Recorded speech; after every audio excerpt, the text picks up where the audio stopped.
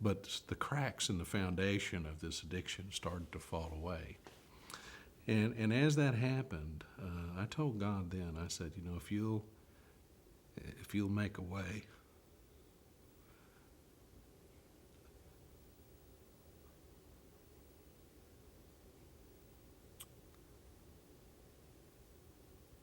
I'll dedicate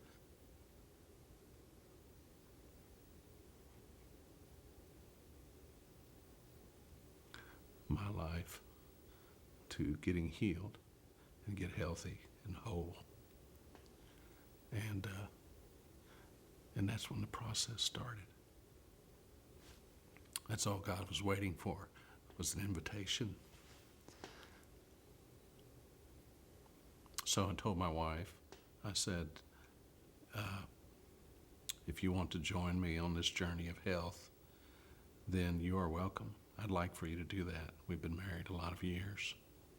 But regardless of what you do, what decision you make, I'm going to get healthy. I'm going to find out what's wrong, and I'm going to get help. And unfortunately, she decided that she did not want to follow on with the marriage. And fortunately for me, out of my own choice, the children stayed with me. And my biggest bottom was listening to my kids cry themselves to sleep at night because the family was broken. My daughter was 9, my son was 6, and their mother was gone. And I'll never forget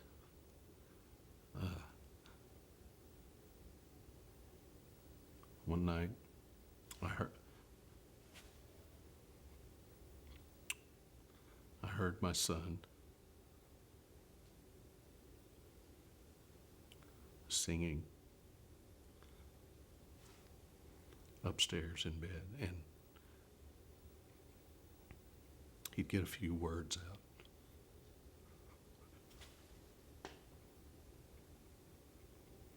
And then he would cry.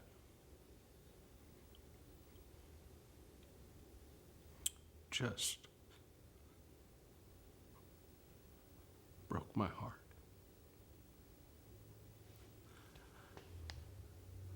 And I went upstairs and I hugged him, told him I loved him. But I knew that would never make up the difference for the loss in his life. So that was it. I was done. I was going to find a way to get out of this sexual pursuit that I had, that I didn't know was an addiction at the time, was going to end somehow, some way. It took me a while to find a therapist that I could trust and talk to. And she very shortly said, have you ever considered that you might be a sex addict? And I had read a book by Dr. Carnes called Out of the Shadows years earlier.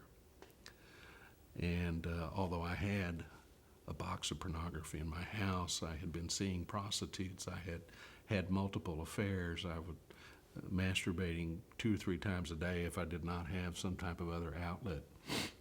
My denial was so strong and so great that I still looked at myself and said, no, I'm not a sex addict. Now that's just how strong this disease can be. So I told her, okay, I'm at the bottom. I'll look at anything. And she suggested that I go to a meeting. It was a 12-step meeting, Sex Addicts Anonymous meeting. And of course, didn't know what to expect when I got there. I had some kind of crazy idea that I would find a bunch of men in there with raincoats and fedora hats and hairy legs sticking out the bottom and things like that, a bunch of perverted people. But, I found guys just like me, doctors, lawyers, postal workers, construction workers, every walk of life you can imagine.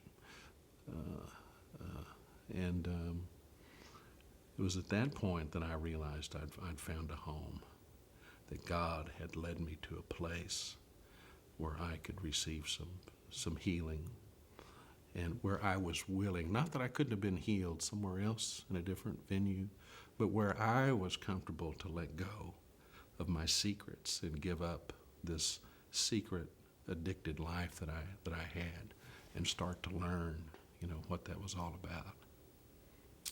And what a relief to know that there was some place in this world that you could go where you could talk about that kind of stuff. Right away, I started to get a feeling of being at home, even though it was new and it was different. I knew this is where I belong, that God had led me to this place.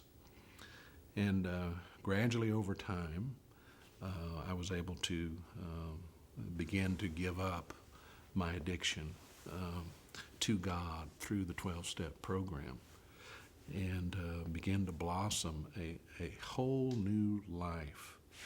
And as sobriety continued to blossom and grow for me, I thought that that's what it was all about. But what I discovered was that my entire life, inside and out, began to blossom into something that I had never realized life could be.